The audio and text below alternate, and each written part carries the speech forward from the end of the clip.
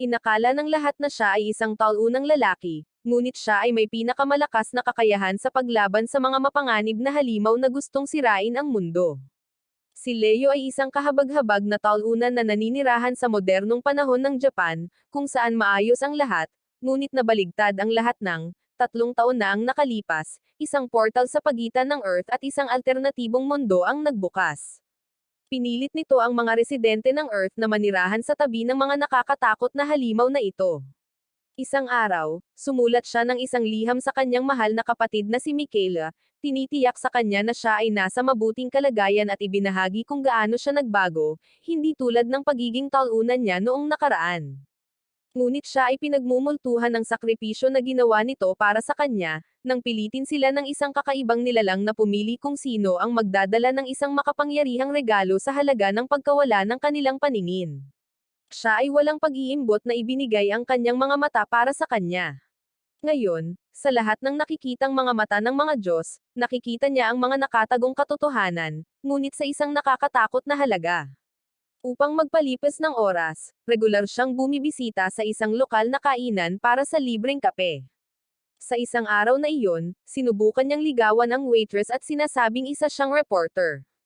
Pero bago pa niya masabi ang kalunos-lunos niyang buhay, kumukulo na ang tiyan niya, kaya inalok siya ng dalaga ng libreng burger, ngunit ang kanyang talunang sarili ay maglilinis ng mga pinggan mamaya.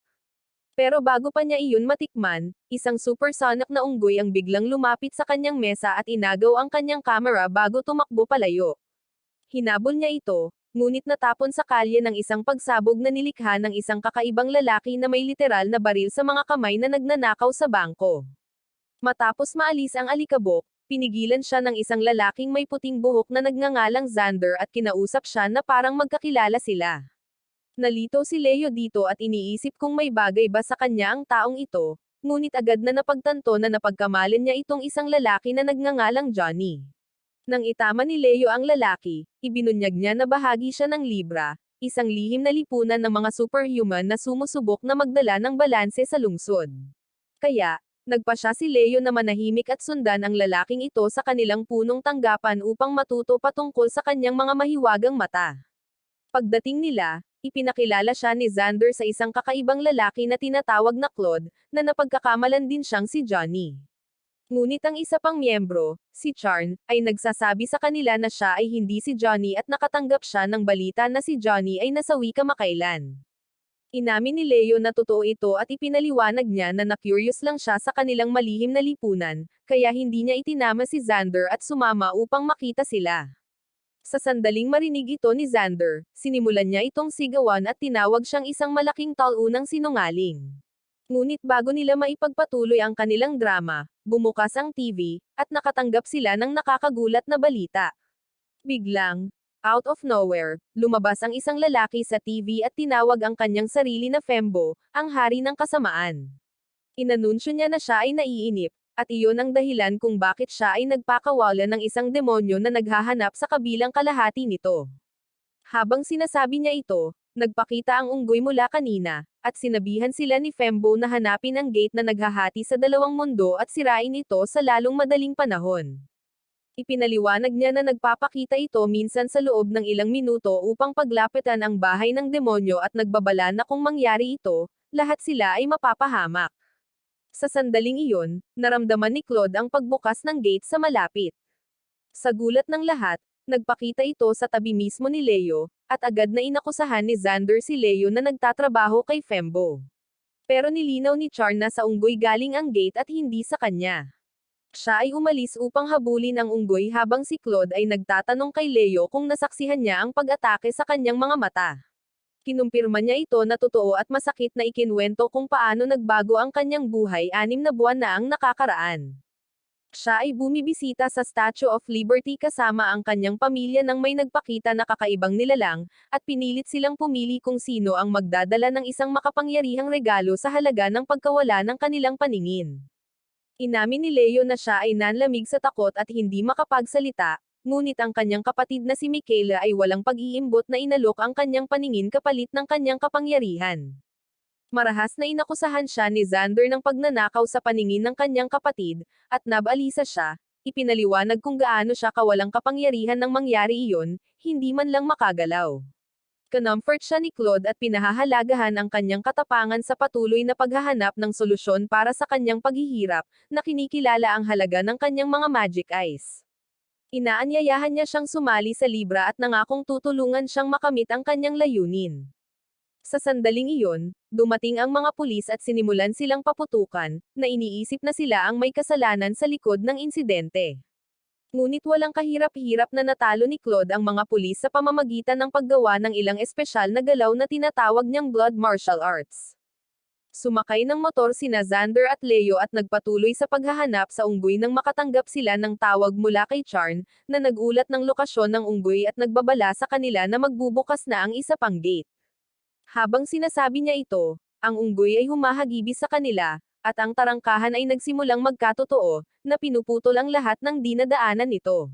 Natakot si Leo nang makitang sira na ang kanyang kinakainan, at nangakong tutulungan ang may-ari at waitress na si Vivian na itayo ito muli. Biglang nagpakita ang kalahati ng demonyo at inatake sila.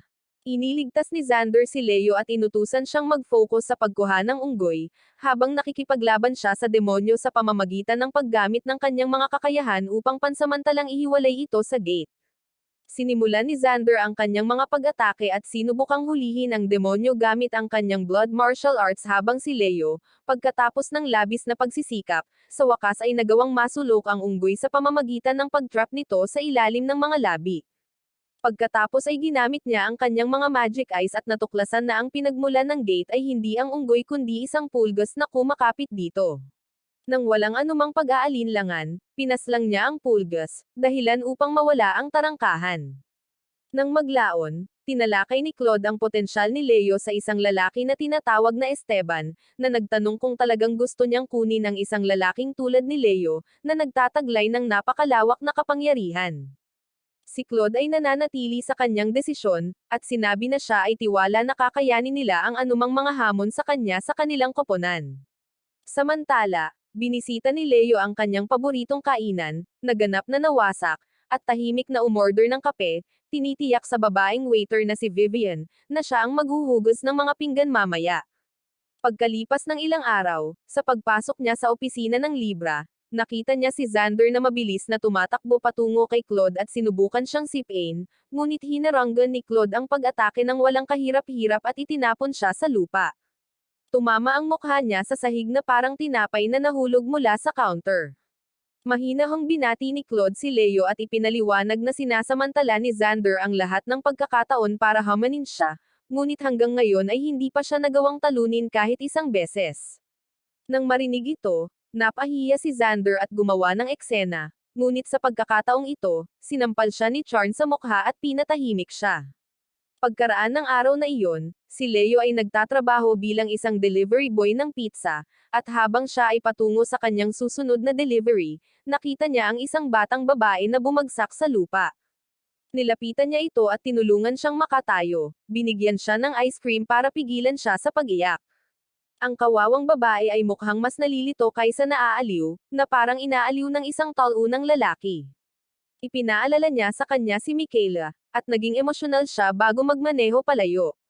Nakarating siya sa delivery place at malapit nang kumpletuhin ang order niya, para lang harangin siya ni Xander sa pinto at agawin ang pizza. Desperado, nakiusap siya na ibalik niya ang pizza. Alam niya na hinding-hindi magbabayad si Xander at naaalala niya ang hindi mabilang na beses na inatake siya at ninakawan ng mga pizza ng lokong ito.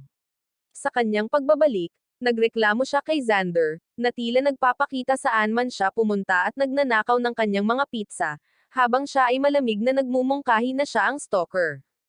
Si Leo, na pinutol ang komento, ay nagtataka kung ang kanyang mga kakayahan ay katulad ni Claude, at inamin ni Xander na bagaman sila ay may ilang pagkakatulad, ang kanilang mga estilo ay ganap na naiiba. Habang nag-uusap sila, napansin ni Leo ang isang truck sa malapit, at sa kanyang mahiwagang mga mata, napagtanto na hindi ito isang ordinaryong sasakyan. Ganito rin ang sinabi niya kay Xander, na nagsasabi na may ilang species ng halimaw na nagpupuslit ng mga bangkay. Nang mapansin ng isa sa mga sakay ng truck na pinagmamasdan niya sila, mabilis siyang tumakbo palayo sa kanyang scooter, na nagudyok kay Xander na tawagan si Charn para sa backup. Habang sumasakay sila sa kanilang motor, sinundan sila ng isang nilalang mula sa truck at nagsimulang umatake. Sila ay bumagsak at tumamba sa lupa habang ang bagay na iyon ay inaakusahan si Leo, na si Leo lamang ang may natatanging kakayahang makakita nito, at pagkatapos ay ipinaalam sa isang taong nagngangalang Shiba sa pamamagitan ng Bluetooth na si Leo ay maaaring tumagos sa kanilang mga ilusyon. Pagkatapos ay tinanggap ng nilalang ang mga utos na hulihin si Leo at itinaas siya sa hangin sa pamamagitan ng kanyang kwelyo. Ngunit bago ito makaalis kasama siya, nagawa ni Xander na markahan si Leo ng kanyang dugo.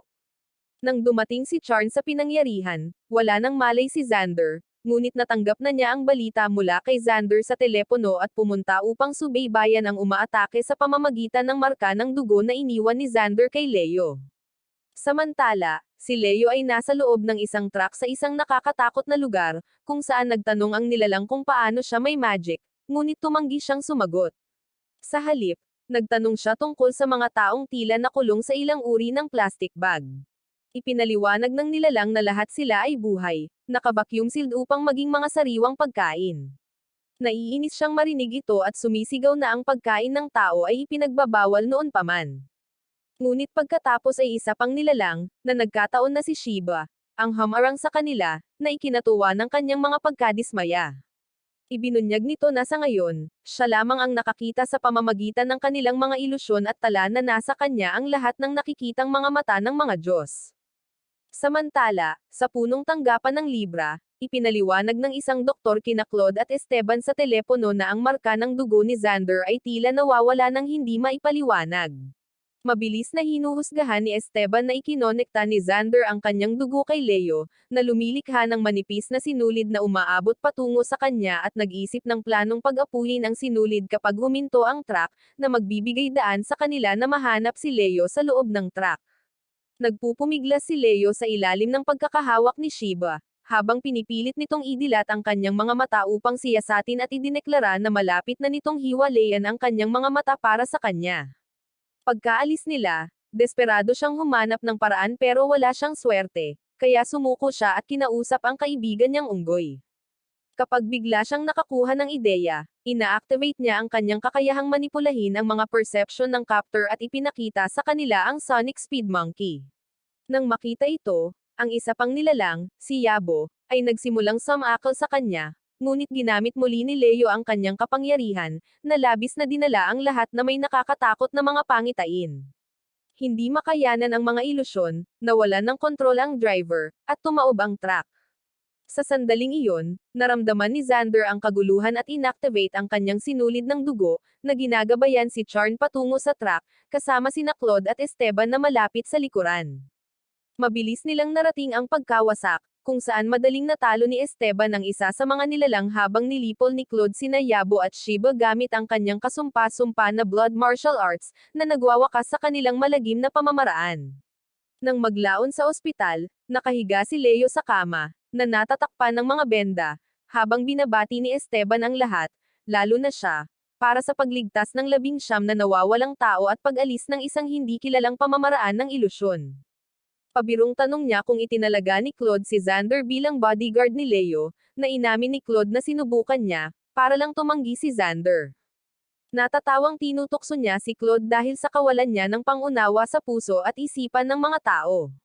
Dahil dito, naiisip ni Leo ang patuloy na presensya ni Xander, at sa wakas ay napagtanto niya ang katotohanan tungkol sa kanya.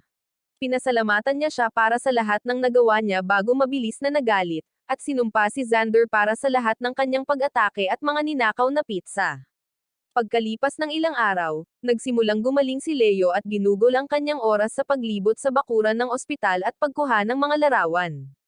At minsan, habang nag-e-explore siya, napadpad siya sa isang sementeryo, nahanap niya itong hindi mapakali. Biglang naputol ang pag-iisip niya ng isang babae, at sinabi niya na ang nakakatakot na kalikasan ng sementeryo ay kung bakit walang bumibisita dito maliban sa kanya. Pagkatapos ay ginulat niya siya sa pamamagitan ng pagtawag sa kanya sa kanyang pangalan, at ipinakilala ang kanyang sarili bilang Wayana bago casual na isiniwalat na siya ay isang multo. Kinunan siya ng litrato ni Leo at pabirong nagkomento na kitang-kita niya ito, na ikinatawa nito ngunit muling iginiit na isa siyang multo bago mapaglarong tumalon sa kanya. Nagulat, Nagising siya sa kanyang apartment, nalaman lamang na nawawala ang kalahati ng kanyang silid at ang gusali, ngunit napalitan ng isang napakalaking halimaw na nakaabang sa labas ng kanyang bintana. Dumating ang landlord at tuwang-tuwang ibinalita sa kanya na pinalayas na siya, dahil ang lugar ay naging high-end na hotel at tourist attraction dahil sa hitsura ng halimaw. Dahil wala siyang matutuluyan, nagpunta siya sa opisina ng Libra para matulog.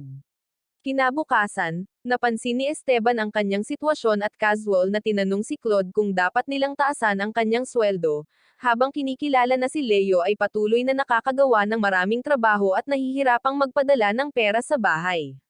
Sa totoo lang, kahanga-hanga kung paano nabubuhay si Leo sa walang anuman kundi sa sobrang kahihiyan at pagkamuhi sa sarili.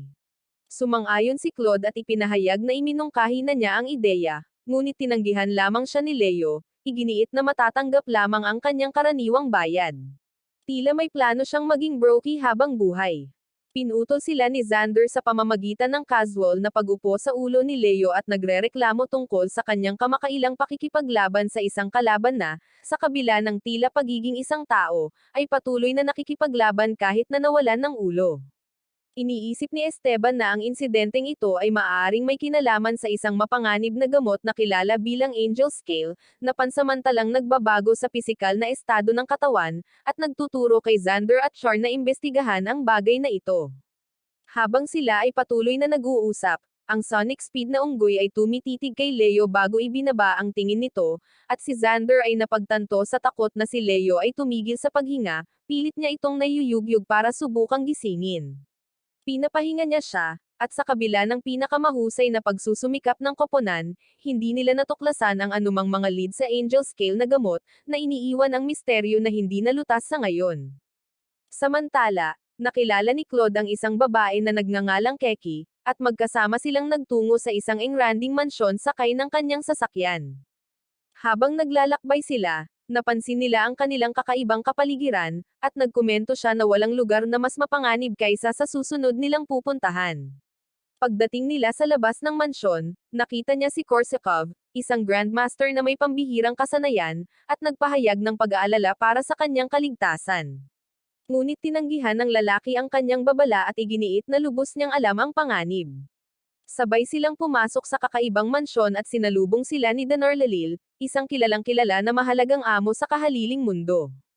Agad siyang nagpatawag ng parang chess na game board na tinatawag na Prose Fair, na mas komplikado kaysa sa chess. Pinigilan siya ni Claude at tinanong kung plano niyang maglaro ng dalawang laro sa Prose Fair sa isang araw, ngunit kinumpirma ni Danorlalil na gusto niya, na parang hindi ito isang malaking bagay.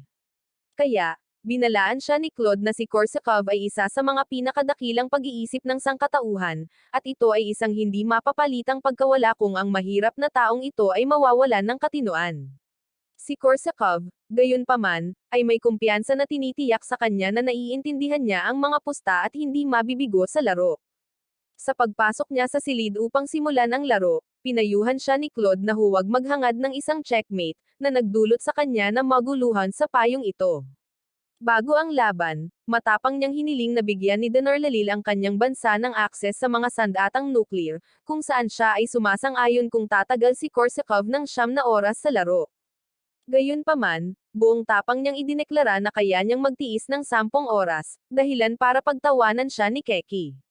Hinihiling din niya na alisin ni Danorlalil sina Claude at Keki, dahil ayaw niyang mapunta sa publiko ang balitang ito. Siya ay sumang-ayon ngunit sinabi sa kanila na si Claude ay hindi isa na basta aalis, bago nagbabala na ang kabiguan ay magbubuwis ng kanyang buhay. Samantala, si Claude ay nagtapat kay Keki, na isiniwalat na siya ay minsang naglaro laban kay Danorlalil at bahagya lamang siyang nakapagpigil hanggang sa maubos ang oras. Sinabi niya sa kanya na ang pagiging komplikado ng laro ay patuloy na tumataas habang tumatakbo ang oras at walang paraan na ang taong ito, isang tao, ay tatagal ng ganoon katagal. Nagsisimula ang laro, at nakakagulat, si Korsakov ay gumagawa ng mas mahusay kaysa sa naisip niya. At nang malapit na ang laro sa pagtatapos nito, nanghina siya sa nalalabing 2 minuto at bumagsak sa lupa, alam na natalo siya. Naghahanda si Danorlalil na kunin ang kanyang buhay, ngunit namagitan si Claude at hiniling na ipagpaliban ang pagpapatupad hanggang matapos ang kanyang sariling laro. Sumang-ayon si Denarlalil at itinaas ang mga pusta sa isang nakakapagod na 79 na oras na laban, at sinamantala niya ang pagkakataong ito para humiling ng impormasyon sa mga pinagmumulan at ruta ng trafficking ng Angel Scale bilang gantimpala kung manalo siya. Nang marinig ito, biglang napagtanto ni Keki sa katakutan na si Denarlalil ay nag-set up ng parehong laro upang pagsamantalahan ang pagnanais ni Claude na iligtas si Korsakov, at pahabain ang laban para sa kanyang sariling pakinabang. Habang nagpapatuloy ang larong ito, sinisiyasat ni Denarlalil si Claude, nagtatanong kung bakit niya itinaya ang kanyang buhay para sa ganoong kritikal na impormasyon at ipinahayag na hiniling ni Korsakov ang kanyang kasawian. Siya ay nananatiling hindi nababahala dito, at ipinaliwanag na ang likas na mga kahinaan ng sangkatauhan ay kadalasang humahantong sa mga tao na kumilos ng walang paggalang sa sarili, ngunit walang anumang pag-urong or pagtataksil ang makakapagpabago sa kanyang mga prinsipyo or paraan ng pamumuhay. Nagpapatuloy ang laro, at sa kabila ng napakalaking pressure, matagumpay na natiis ni Claude ang 79 na oras na hamon at nagwagi. Totoo sa kanyang salita, ibinigay ni Denarlalil ang impormasyon sa Angel Scale at inilabas si Korsakov. Agad na ipinadala ni Keki ang intelihensya sa Libra, na magbibigay daan sa kanila na mag-organisa ng mga pagsalakay na matagumpay na magbubuwag sa network ng pamamahagi ng gamot. Sa mga sumunod na araw, gumugugol si Leo ng oras kay Wayana, ipinapakita sa kanya ang lahat ng mga larawang kinunan niya, at nakikinig siya ng may pagkaakit, na inamin na hindi siya umalis sa ospital sa loob ng 3 taon. Ang dalawa ay nagbabahagi ng isang tahimik ngunit makabuluhang koneksyon sa gitna ng kanilang hindi pangkaraniwang buhay. Kinabukasan, habang nakasakay sa tren, natagpuan ni Leo ang kanyang sarili na naliligaw sa pag-iisip, na nagmumuni-muni sa iba't ibang uri ng tao at halimaw na nakakaharap niya araw-araw. Napansin niya na ang ilang mga tao ay tila naglalabas ng nagniningning na liwanag, at ang kanilang iba't ibang presensya ay nagbibigay liwanag sa mundo sa kanilang paligid. Isang lalaking nagngangalang Blake ang humarang sa kanya ng isang nakagugulat na istatistika tungkol sa lungsod, at ipinaliwanag na 50% ng mga naninirahan dito ay mga halimaw, habang 20% ay may hindi kilalang pinanggalingan, at 25% ay mga tao. Naintriga at bahagyang nalito pagkatapos marinig ito, nag-aalangan siyang nagtanong tungkol sa natitirang 5%. Palihim na tumutugon si Blake na ang grupong ito ay hindi makikita ng regular na mga mata at lubhang mapanganib, na nag-iiwan sa kanya na hindi mapakali. Nang maglaon, nagtipon-tipon ang mga miyembro ng Libra upang mag-host ng isang masigla at magulong party, ngunit si Leo, nag-iisa, ay nakaupo na parang isang kaawa-awang talunan, pinapanood ang iba na parang umaasa siyang may magdadala sa kanya ng isang sesyon. Ang ilang mga tao ay nagtitipon sa paligid ng malaking lalaki sa tabi niya, na tinatawag na Patrick, at nagsimulang magtsismisan tulad ng mga kapitbahay mong Maraites. Ang taong iyon ay patuloy na nagyayabang tungkol sa kanyang sarili at biglang napansin na ang lahat ay nakikipag-usap sa kanya maliban kay Leo, na nakaupo doon na parang isang nawawalang tuta. Nagalit si Patrick dito at dinurog siya na parang ipis, dahilan upang tuluyang magsalita si Leo. Tinanong ni Claude kung ano ang problema niya, at sinabi ni Leo sa kanila na kamakailan, nakakita siya ng isang misteryosong figure, at pagkatapos ay nagbigay ito ng maliwanag na pula, hugis pakpak na liwanag. Habang patuloy niyang ibinabahagi ang kanyang kwento, nagsimulang magtipon ang lahat sa paligid niya upang makinig. Nagsisimula siyang mahiya nang mapunta ang silid sa isang mahigpit na katahimikan. Ang buhay na kapaligiran ng party ay naglaho sa isang iglap habang ang lahat ay mapilit na kinulit siya para sa kumpirmasyon ng kanyang nakita, kahit na gumawa ng isang pulang bagay para sa paghahambing.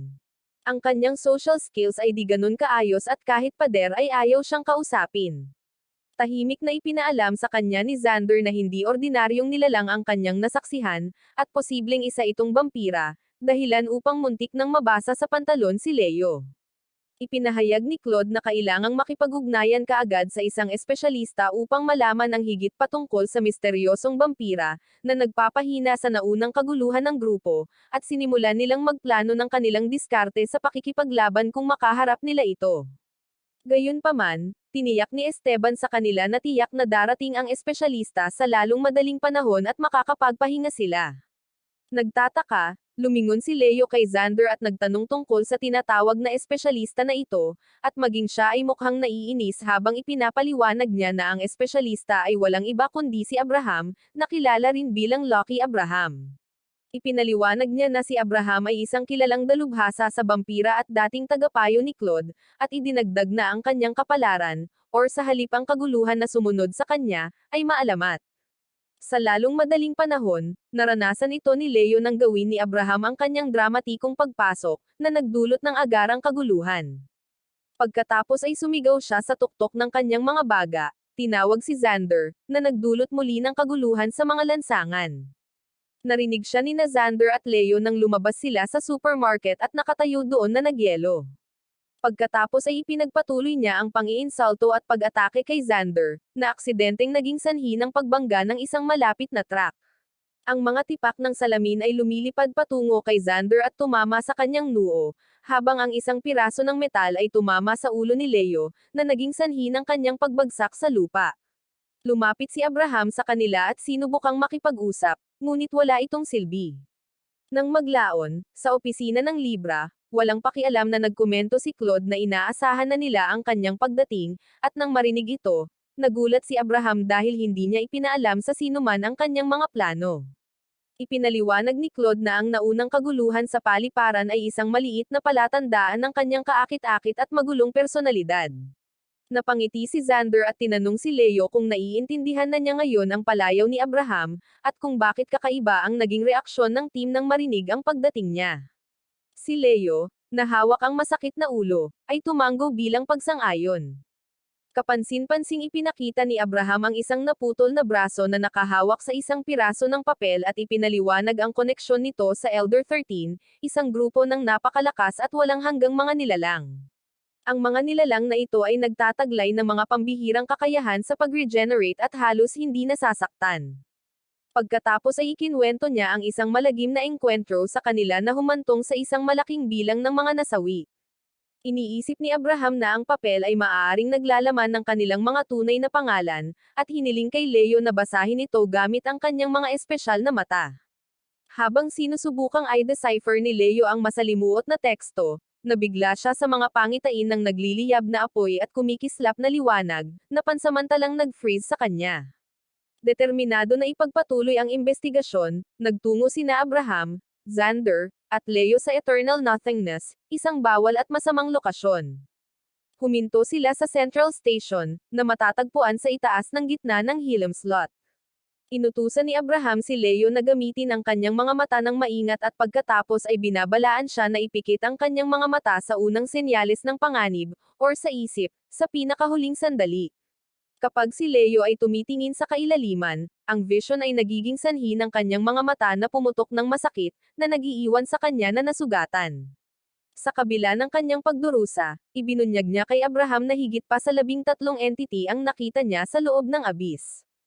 Samantala, nakipag-ugnayan si Gilbert kay Claude upang iulat na ang kapulisan ay humingi ng tulong sa Libra sa paglaban sa mga lahi ng dugo ng Elder Class, habang sina Keki at Esteban ay nagmamadaling pumunta sa istasyon, na hinarap ang mga likhang ghoul ng bampira sa isang matinding labanan.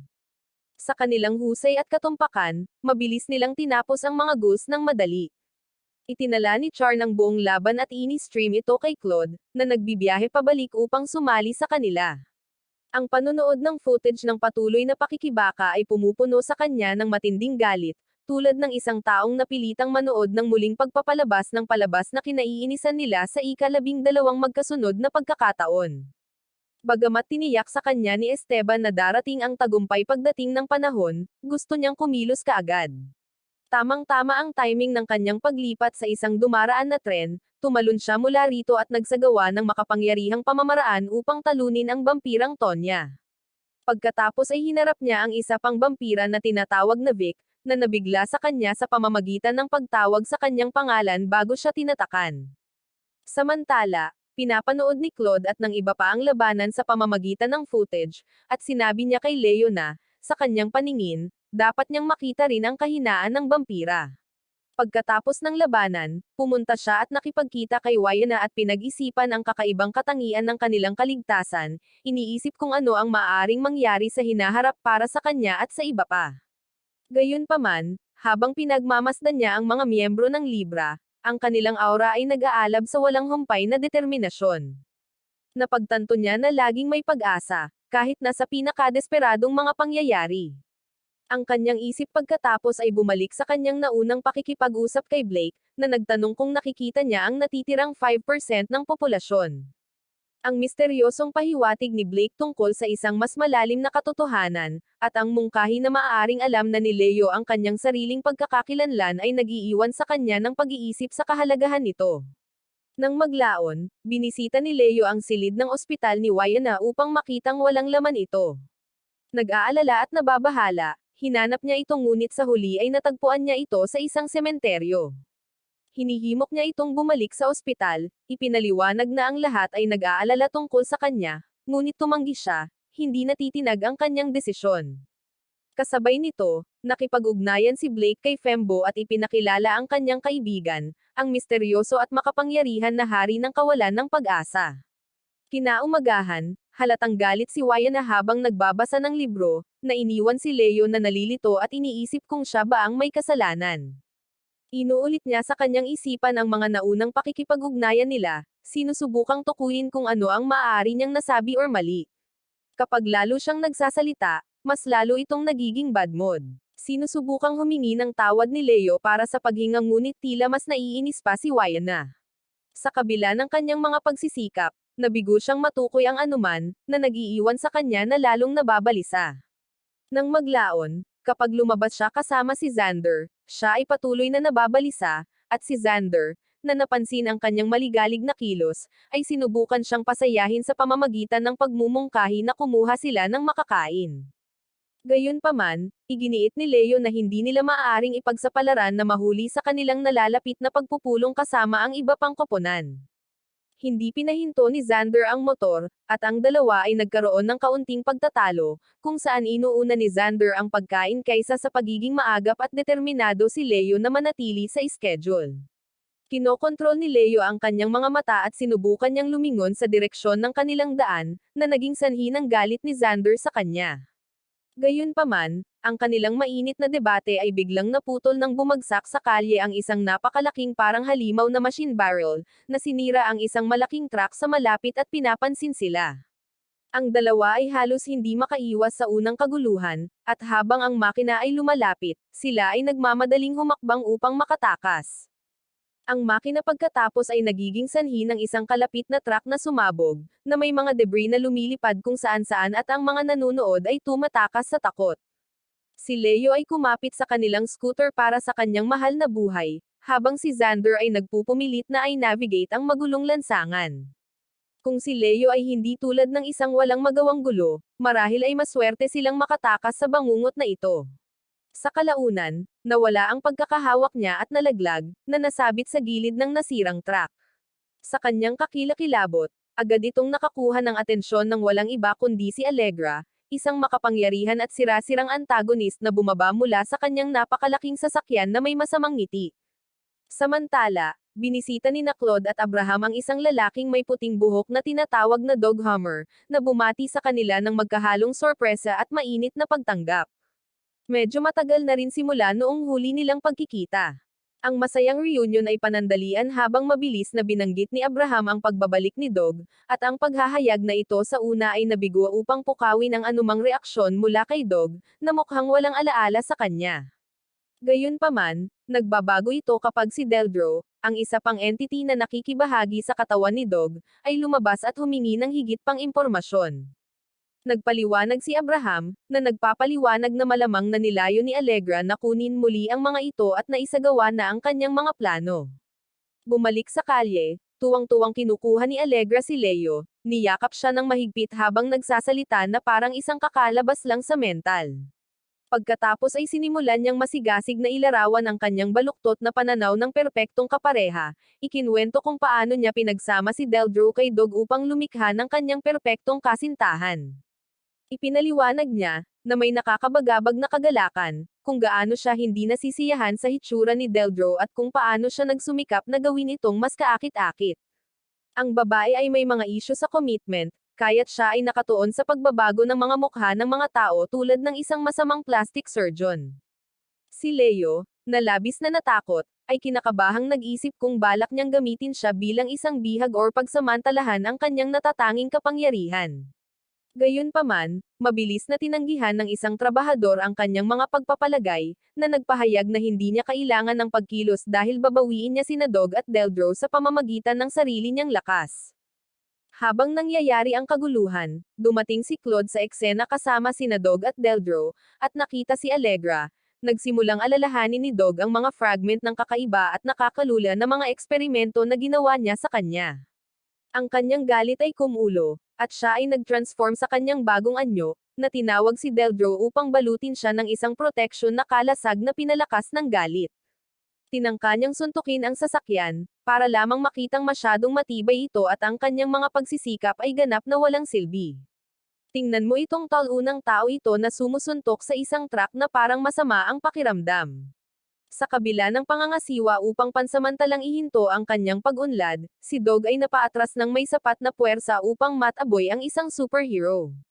Naaliw sa nangyari, ibinalik ni Allegra ang kanyang atensyon kay Leo, na kinulit siya ng mga invasive na tanong tungkol sa kanyang buhay pag-ibig dahil ang kanyang sariling buhay ay nasa malapit ng katapusan ngayon. Tinatanong niya kung may kasintahan siya or kahit na crush, at kapag nag-aalangan or awkward ang mga sagot niya, itinuring niya itong lubos na mapurol at hindi kawili-wili. Ang kanyang track ay biglang umugang muli, at ipinagpatuloy niya ang kanyang pagtugis kay Dog at Deldro nang may panibagong determinasyon na ibalik ang kanyang madilim na pag-iibigan. Sa gitna ng kaguluhan, nagawa ng maliit na unggoy na ipuslit ang isang aparato sa komunikasyon kay Leo, na nagpapahintulot kay Esteban na maghatid ng isang coordinated na plano sa kanya. Pagtagumpayan ang kanyang unang takot, maingat na nakikinig si Leo sa mga tagubilin ni Esteban na dapat niyang kontrolin ang truck at gabayan ito patungo sa kanilang itinalagang lokasyon. Tinatawag ang bawat onsa ng lakas ng loob, matagumpay niyang mananiibra ang napakalaking sasakyan, na humahampas sa mga hadlang na may nakakagulat na kasanayan. Habang papalapit siya sa punto ng pagtatagpo, inalis ni Keki ang mga kahangahangang nilikha na nagbabantay sa truck, habang ginagamit ni Esteban ang kanyang mga kakayahan na nakabatay sa yelo upang i-freeze ang mga gulong, na pinipigilan itong makakuha ng karagdagang momentum. Huminto ang sasakyan, na lumikha ng pagkakataon para kumilos si Claude. Sa hindi nagkakamali na tiyempo, sinasamantala niya ang pagkakataong ilunsad ang truck sa himpapawid. Si Dog at Deldro, na kinikilala ang pagkakataon para sa isang mapagpasyang pag-atake, ay naghahanda para sa isang huling pag-atake. Mabilis na tinasa ni Dog ang kanilang pinagsamang lakas at napagtanto na hindi ito sapat upang ganap na sirain ang truck, na hinihimok si Deldro na ituon ang lahat ng kanyang kapangyarihan sa isang napakalaking suntok. Pagkatapos, pinaghandaan niya ang epekto. Si Deldro, sa una ay nag-aalangan at nag-aalala tungkol sa potensyal na panganib kay Dog, ngunit sa huli ay sumunod. Ang dalawa ay nagpakawala ng isang hindi pangkaraniwang pag-atake, na pinawi ang napakalaking sasakyan sa isang kamanghamanghang pagsabog. Ang kalangitan ay puno ng mga fragment ng nawasak na truck, umuulan ng mga debris sa lugar at nagdudulot ng malawakang pinsala. Habang bumabagsak ang mga debris, si Leo ay nahuli sa kinahinatnan, na bumagsak sa lupa. Nang tila na siya ay maaaring bumagsak, sumulpot si Charn at sinalo siya sa himpapawid, at naglanding ang dalawa sa isang makeshift net na ginawa mula sa dugo ni Xander. Nang maglaon, sa ospital, nakita ni Leo si Wyan ang ngunit nag-aalangan na lumapit sa kanya, hindi sigurado kung ano ang sasabihin. Habang inaalala niya ang mood niya kanina, tulad ng kaawa-awang talunan, nagtago siya sa likod ng isang sulok at tahimik na pinapanood siya saglit bago nagpas siyang umuwi.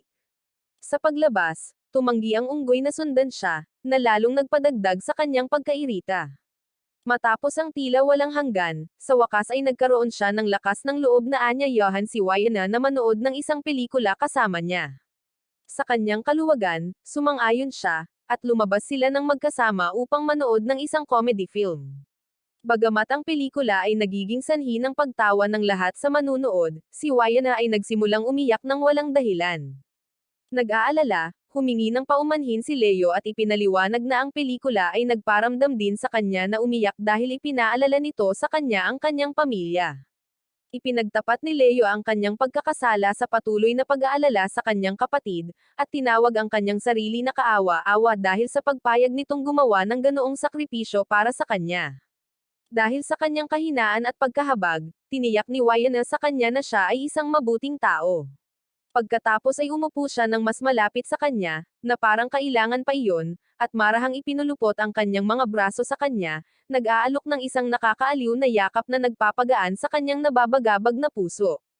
Gayunpaman, tiyak na siya ang uri ng lalaki na kailangang maging talunan sa buong buhay.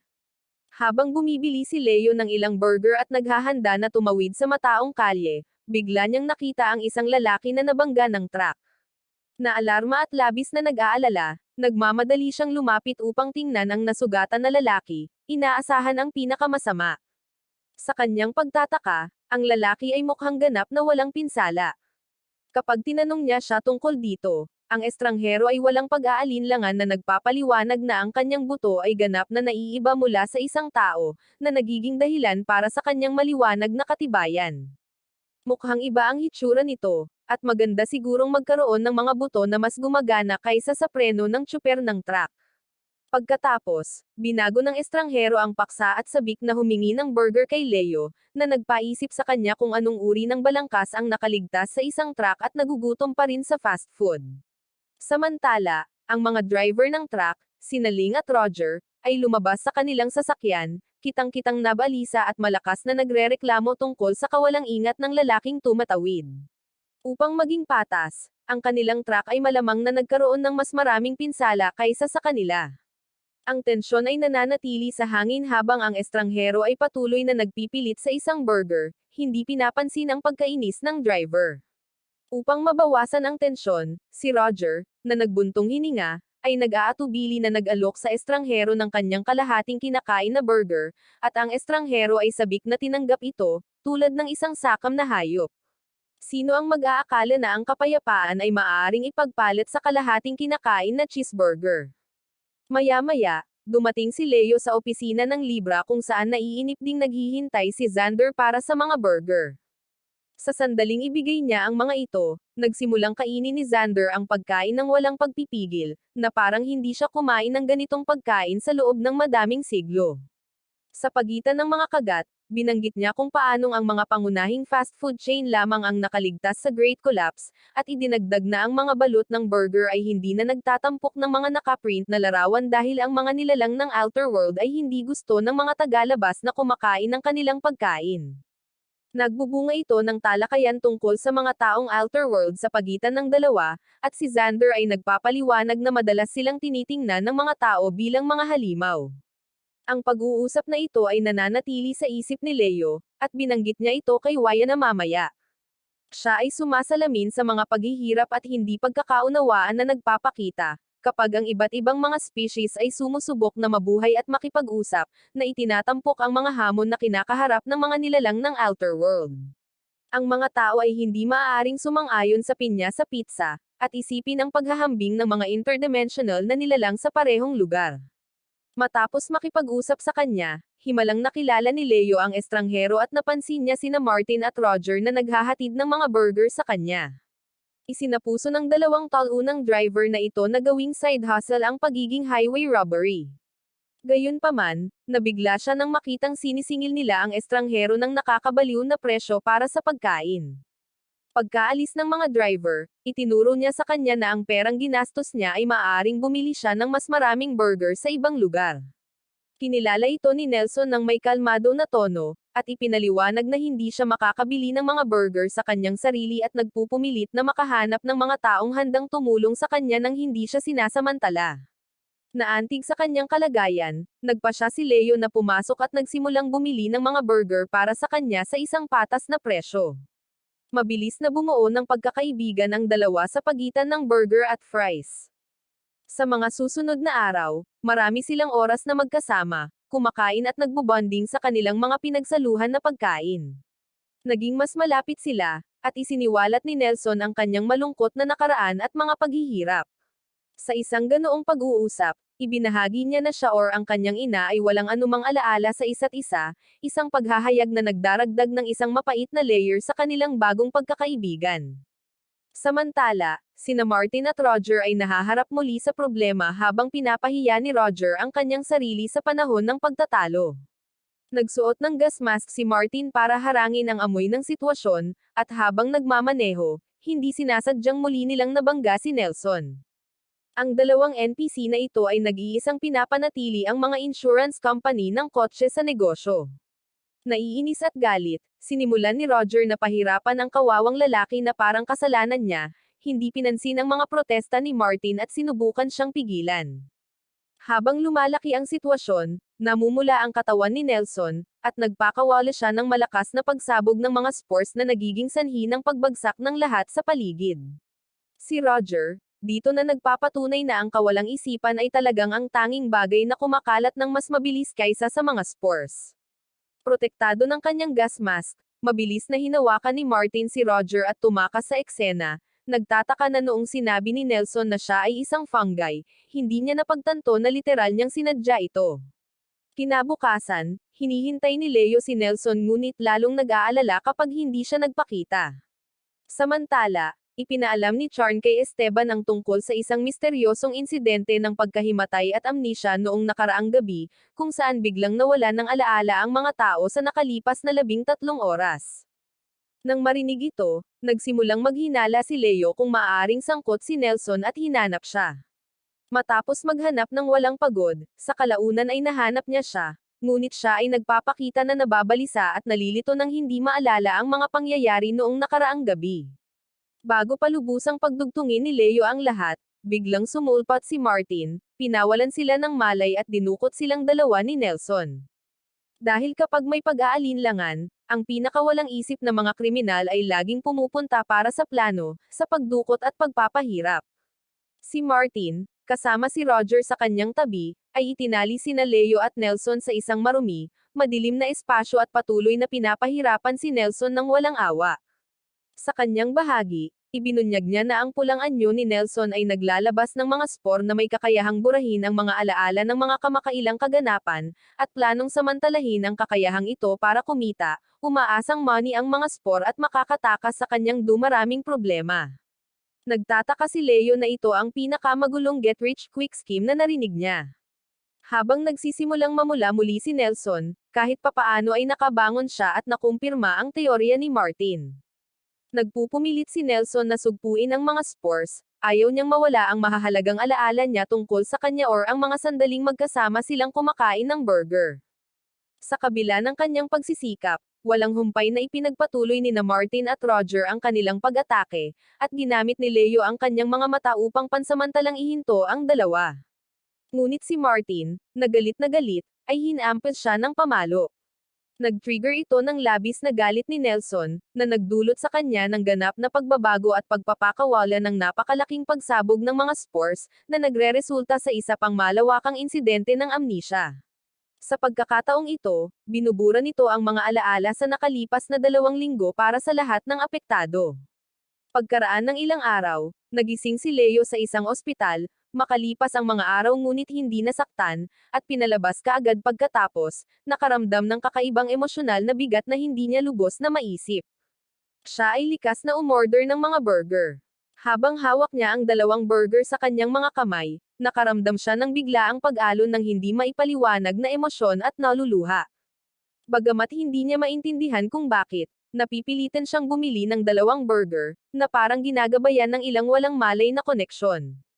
Sa pagkakataong iyon, biglang sumulpat si Nelson, tumatakbo palapit sa kanya sa karaniwang sigasig, at parang sinadya ito ng tadhana, nabangga na naman siya ng truck.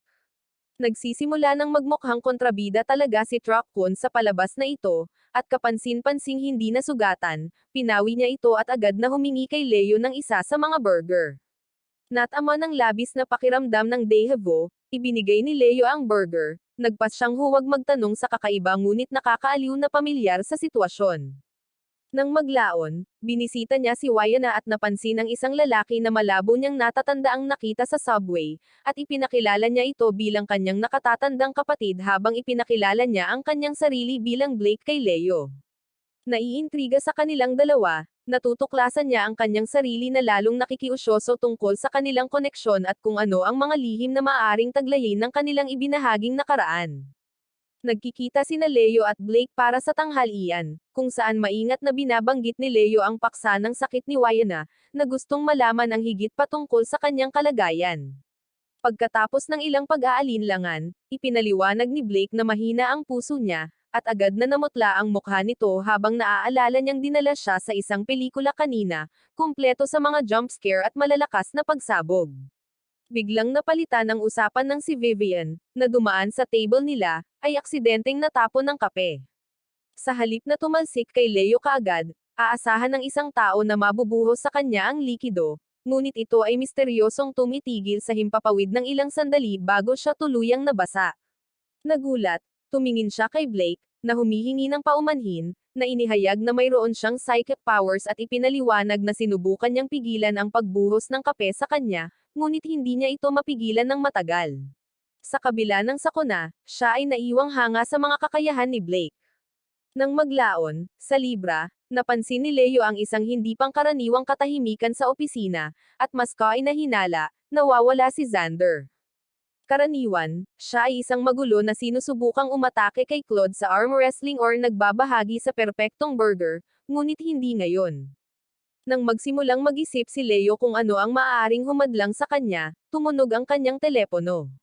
Sa kabilang dulo ng linya, si Xander ay agad na humingi ng tulong kay Claude, na ipinaliwanag sa mga dramatikong termino na siya ay nabihag at nahaharap sa tiyak na kasawian kung hindi makikialam si Claude, bago biglang ibinaba ang tawag. Palihim niyang binanggit na ang ilan sa mga pinakamapanganib na individual ay naimbitahan sa lokasyon kung saan siya banihag. Pagdating ni Claude at Leo sa destinasyon, dinala sila sa isang underground arena na puno ng dagandong na pulutong.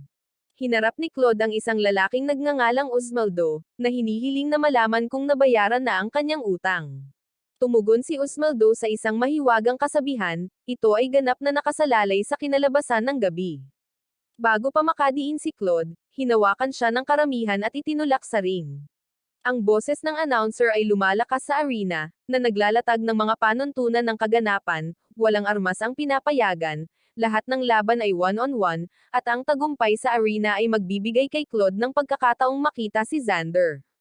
Ang unang kalaban ni Claude ay inanunsyo bilang si Rigor, isang malakas na manlalaban, ngunit bago magsimula ang laban, si Rigor ay inatake ni Jeros, isang mabangis na manlalaban na may kakaibang hilig na patumbahin ang mga kalaban bago tumunog ang bell. Pumunta si Jeros sa ring para labanan si Claude. Si Xander, na nanunood mula sa malayo, ay humihingi ng medikal na atensyon para kay Rigor, ngunit kalmadong tiniyak ni Osmaldo sa kanya na si Jeros ay isang propesyonal na alam ang kanyang mga limitasyon at tatapusin si Claude. Si Xander, hindi kumbinsido, ay sumagot na habang maaaring magpakita siya ng pagpigil, maaaring hindi kay Claude. Totoo sa kanyang reputasyon, madaling pinabagsak ni Claude si Jeros, na halos hindi pinagpawisan. Naghiyawan ang mga tao nang ipahayag ang kanyang tagumpay, ngunit ipinaalam sa kanya ni Osmaldo na ang gabi ay malayo pa at kailangan niyang ipagpatuloy ang pakikipaglaban. Samantala, lumilibot si Leo sa arena, naghahanap ng anumang palatandaan ni Xander. Sa kanyang paghahanap, nakita niya si Rigor, na nagkamalay at, napagkakamalang kaibigan siya ni Xander, nagsimulang magreklamo tungkol sa mga sali-salimuot ng bare knuckle na pakikipaglaban. Mabilis nitong napagtanto ni Leo na ang buong sitwasyon ay isang setup na isinaayos ni Xander, na malamang na mas maraming utang sa mga tao kaysa sa mga fries sa isang fast food na lugar. Ipaubaya sa kanya na gawing personal na ahensya ng pangungulekta ng utang ang isang underground fight club. Tiniyak sa kanya ni Rigor na ang karamihan sa arena ay hindi uhaw sa dugo ngunit masigasig lamang tungkol sa sining ng bare knuckle na pakikipaglaban. Bumalik sa ring, si Claude ay patuloy na nag-aararo sa mga kalaban ng walang tigil na parang bulldozer. Habang nagpapatuloy ang laban, lalong nagiging hindi mapakali si Xander, na nag-iisip ng malakas kung nasisiyahan si Osmaldo sa pinapanood niya sa ngayon. Ngunit sa halip na sumagot, hindi inaasahang tumalon si Osmaldo sa ring mismo, na nagbigay ng direktang hamon kay Claude. Ipinahayag ng tagapagbalita na kung ang may-ari ng arena ay pumasok sa ring, ang mga pusta ay itataas, ang pagmamay-ari ng arena mismo ay nasa linya na ngayon. Nagsimula sina Claude at Osmaldo ng matinding labanan, na ang huli ay mabilis na napagtanto na ang lakas ni Claude ay napakalakas. Habang naghahanda si Claude, Umatake siya ng isang mapangwasak na suntok na naging sanhi ng pagsabog ng ulo ni Uzmaldo, na nagpapakita na siya ay isang puppet lamang para sa Bloodbreed. Natutuwa ang Bloodbreed tungkol sa paggamit kay Uzmaldo para sa libangan at hindi siya nito kinokontrol. Matapos ihagis si Claude sa bakod ng may napakalaking puwersa, ang Bloodbreed ay biglang naglaho tulad ng pagpapakita nito, na iniwan ang karamihan ng tao na natulala. Kalaunan ay nagpasalamat si Xander kay Claude sa pagligtas sa kanya, nag-iikot ng isang pinalaking kwento tungkol sa kung paano tumakas ang mga masasamang tao sa takot pagkatapos masaksihan ang galing ni Claude sa pakikipaglaban. Si Leo, na inis sa kanyang tahasang kasinungalingan, ay nagbabanta na ilalantad ang katotohanan. Gayunpaman, sinamantala niya ang pagod ni Claude at naglunsad ng sarili niyang pag-atake, umaasa na sa wakas ay makakaisa siya. Gaya ng inaasahan, madaling nag-counter si Claude at natalo siya muli, na labis na ikinagulat ni Leo. Ang pag-iisip ni Xander na kaya niyang talunin si Claude ay parang isang lamok na nag-iisip na kaya nitong pabagsakin ang isang leon, na ito ay tila nagiging delusional lamang. Nang maglaon, inalok ni Leo si Blake na sumakay pa uwi, at pinag-uusapan ng dalawa ang tungkol sa Halloween. Ibinahagi ni Blake ang isang anekdota, binanggit na kung saan siya nanggaling, walang mga candy or pagdiriwang ng maligaya. Sa halip, naniniwala ang mga tao na ito ang panahon kung kailan nagpapakita ang mga espiritu at mga nasawi. Pinukaw nito ang pag-uusisa ni Leo, ngunit pinili niyang huwag tanungin ang higit pang mga detalye. Habang ibinababa niya si Blake, ang huli ay tumungo sa isang madilim na silid kung saan nagtitipon si Fembo at ilang iba pa. Sa isang pilyong ngiti, ibinalita niya na oras na niya, na sinalubong lamang ng mga nilalang mula sa grupo ng sabay-sabay, na hudyat ng pagsisimula ng isa pang misteryosong kaganapan. Magkasamang nakatayo sina Leo at Blake, nanunood ng isang detalyado at insightful na video presentation na sumasalamin sa mga kaganapan ng Great Collapse. Ang video ay nag-aalok ng isang malalim na presentasyon kung paano ang sakuna ay nagpakawala ng hindi maisip na pagkawasak sa magkabilang mundo, at itinatampok ang kahangahangang pakikipagtulungan ng mga bihasang caster mula sa parehong mga dimensyon na nagsama-sama upang maiwasan ang higit pang pagkawasak. Habang umuusad ang video, ang malungkot na tono nito ay binibigyang diin ang bigat ng sitwasyon at ang napakalaking hamon na kinakaharap ng mga sangkot sa pag-iwas sa mas malalaking sakuna. Samantala, ginugugol ni Xander ang kanyang oras sa pagpapakasesa sa kanyang karaniwang mga aktibidad na nagpapasaya sa sarili, na kinabibilangan ng labis na pagsusugal, pagkain ng junk food, at walang humpay na paghabol sa mga kababaihan na may halos nakakatawang determinasyon. Kung may audition lang para sa role na Worldsman Loser, mananalo siya. Lalo siyang nahuhumaling sa isang napakagandang babae na nagtatrabaho sa isang fast food restaurant. Natulala sa kanyang alindog at kagandahan, sinimulan niyang pumunta sa tindahan araw-araw, walang kahihiyang ginugulo siya sa pamamagitan ng paulit-ulit na paghingi ng numero ng kanyang telepono, ngunit tinanggihan siya nito nang hindi nag-iisip. Kung ang pagiging talunang lalaki ay isang Olympic sport, mag-uuwi siya ng ginto sa bawat pagkakataon. Sa paglipas ng panahon, ang kanyang patuloy na pagbisita sa restaurant, kasama ng kanyang labis na pagkain sa hindi masustansya na fast food, ay nagreresulta sa isang kapansin-pansin na umbok sa paligid ng kanyang tiyan. Lahat ng nakakakilala sa kanya ay lihim na pinagtatawanan ito, ngunit nananatili siyang walang pakialam. Mukhang nag-audition siya para sa ibang role, iyon ay, bago ang isang weight loss competition. Lalong nadidismaya at nagsawa na sa kanyang pag-uugali, ay nagpa siya na humingi ng payo kay Charn, na nagpapakita na ang isang sobrang persigido na lalaki ay nanliligalig sa kanya at ginagawang miserable ang kanyang buhay sa trabaho. Sa sobrang pagkabigla at kahihiyan, inilantad ng babae ang kanyang mga aksyon sa harap ni Charn, na humantong sa isang mainit at matinding pagtatalo sa pagitan nila ni Charn. Higit pa sa isang pagtatalo, para akong nanonood ng isang maliit na tuta na tumatahol sa isang tigre, alam na malapit na itong maduraj. Gayunpaman, ang kanilang pagtatalo ay biglang naputol nang makatanggap si Esteban ng isang agarang tawag tungkol sa isang makabuluhan at mabilis na lumalalang krisis, isang bloodgate ang nagbukas sa India, na nagpapahintulot sa kalahati ng isang blood breed na tumawid sa Hell in Slot. Kinikilala ang pagkaapurahan at potensyal na panganib ng sitwasyon, ang koponan ay hindi nag-aksaya ng oras at agad na kumikilos, na nagtatakda upang tugunan ang banta. Pagdating sa pinangyarihan, nakita nila ang Bloodbreed na nakikibahagi sa isang mabangis at marahas na labanan sa isang hindi kilalang lalaki. Sina Keki at Esteban, gamit ang kanilang malawak na kaalaman at kadalubhasaan, mabilis na natukoy ang Bloodbreed at naglunsad ng isang agresibong pag-atake laban dito. Si Xander, gayunpaman, ay naiwang paralisado sa takot nang bigla siyang tinawag ng estranghero na master. Hindi man lang niya ma-master ang pagiging fit, lalo pa ito. Ang Bloodbreed, na nagpapakita ng kahangahangang katatagan, ay namamahala upang makatakas sa pinagsamang pag-atake ni Keki at Esteban at nagsimulang muling buuin ang nasirang anyo nito.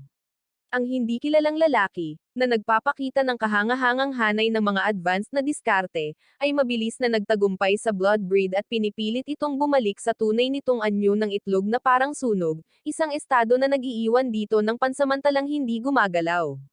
Gamit si Xander bilang pangunahing halimbawa, ipinaliwanag ng estranghero sa grupo na ang form na ito ay kumakatawan sa panghuling self-contained na estado ng Bloodbreed.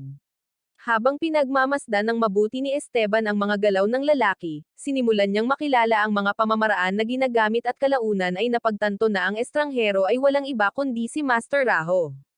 Hindi nag-aksaya ng panahon si Raho sa pagpuna sa buong grupo, na itinoon ang karamihan sa kanyang galit kay Xander, na ipinahayag niyang kanyang suwail na disipulo.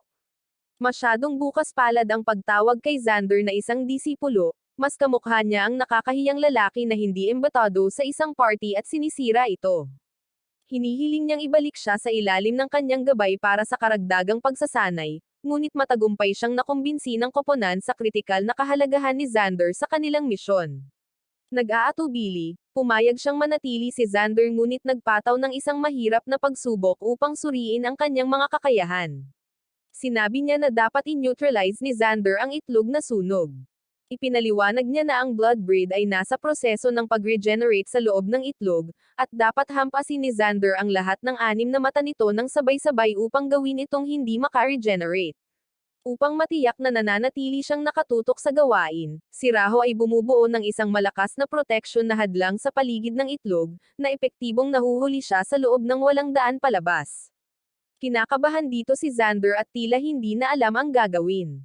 Dahil sa takot at hindi sigurado kung paano magpapatuloy, nagpupumilit si Xander na makaisip ng isang praktikal na diskarte. Samantala, pilyong tinawag ni Char ng babaeng nililigawan niya, at nagkunwaring nagpahayag ng interes na makasama siya ng romantiko. Ang kanyang pagka-troll ay napakabagsik, at ito ay dapat na uriin bilang isang krimen sa digmaan. Ang pagdinig sa balitang ito ay muling nagpasigla kay Xander, na biglang nagtipon ng kanyang talino at, laban sa lahat ng posibilidad, ay namamahala sa lahat ng 6 na mata ng sabay-sabay, matagumpay na na-neutralize ang itlog. Si Raho, nakitang-kitang humanga sa tagumpay, ay binabati siya, na nakakatawang binanggit na ang kanyang konsentrasyon sa pambihirang sandali na ito ay nakikipagkompetensya sa kanyang sariling focus kapag natutulog. Siya, gayunpaman, ay dapat masanay dito, dahil ang swerte ay hindi isang diskarte. Kinumpirma rin niya na sa kabila ng lahat ng kanyang matangkad na mga kapintasan at pagkukulang, nananatili si Xander na kanyang pinakamahusay na disipulo. Dahil sa pananabik, kinuha ni Xander ang telepono ni Charn at hiniling na malaman kung nasaan si Angelica, para lamang marinig ang isang automatikong mensahe na nagbibigay ng oras. Huli na nang napagtanto na muli niya itong niloko, naiwang galit na galit siya. Ito ay opisyal. Ang buhay pag-ibig ni Xander ay isang sitcom, ngunit walang sino man ang aktwal na nanunood. Sa ibang lugar, sinasama ni Blake si Wayana sa isang pribado at emosyonal na pag-uusap, na nagtatanong tungkol sa kanyang mga pakikipag-ugnayan kay Leo. Ikinuwento ni Wayana kung paano niya unang nakilala si Leo sa ospital, ngunit pinipilit siya ni Blake para sa karagdagang mga detalye at ipinagtapat na may nararamdaman sa kanya tungkol sa engkwentro. Ibinunyag niya na sinabi ni Leo na nakilala siya sa subway, ngunit wala siyang naaalala sa naturang kaganapan, na nag-iiwan sa kanya ng higit na kainahinala na si Leo ay maaaring nagkakamali or nagtatago ng isang bagay. Si Wayana, sa pagsisikap na mapanatag siya, ay tinatanggal ang kanyang mga alalahanin bilang hindi mahalaga. Oo naman, dahil ang pagpapanatili ng mga bagay sa ilalim ng alpombra ay palaging gumagana ng mahusay. Nang maglaon, sinubukan ni Leo na gamitin ang kanyang kapangyarihan na mata sa Bloodbreed ngunit nabigo itong matuklasan ang tunay na pangalan nito, na nag-iiwan sa koponan na hindi ito masil.